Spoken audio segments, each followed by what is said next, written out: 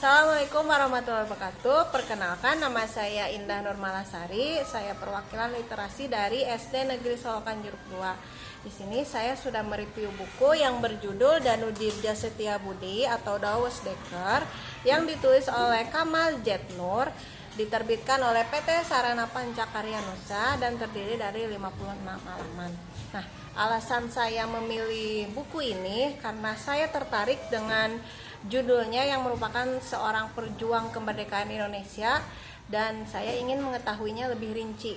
Nah, buku ini menceritakan tentang seorang yang bernama Douwes Dekker atau biasa dipanggil dengan sebutan Dede yang ia selalu gunakan dalam setiap tulisannya ketika beliau masih menjadi seorang wartawan.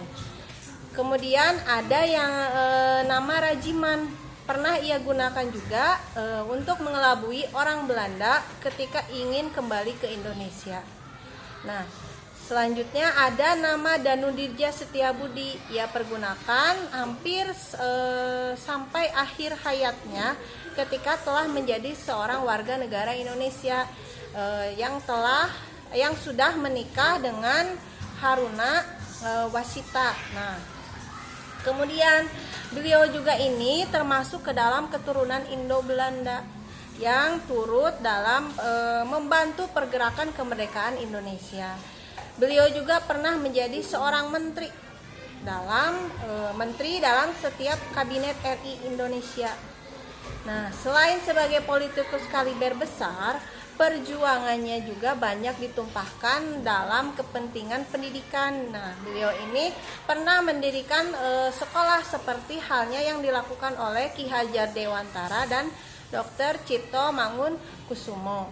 Makanya mereka ini disebut ke dalam 3 serangkai yang banyak berperan dalam memperjuangkan kemerdekaan bangsa Indonesia. Nah, perjuangannya ini tidak kenal lelah.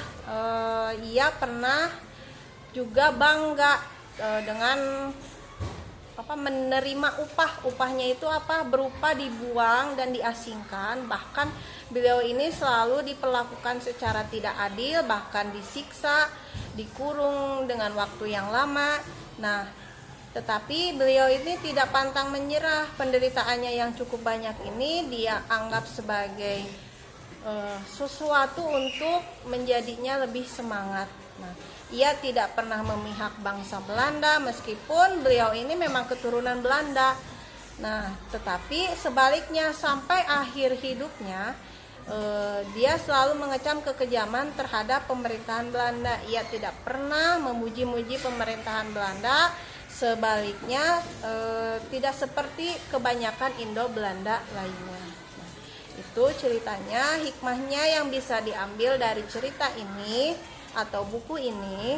Kita harus memiliki keberanian yang tinggi dalam membela yang benar dan menentang hal-hal yang salah meskipun hal tersebut dari golongan sendiri. Terima kasih. Assalamualaikum warahmatullahi wabarakatuh.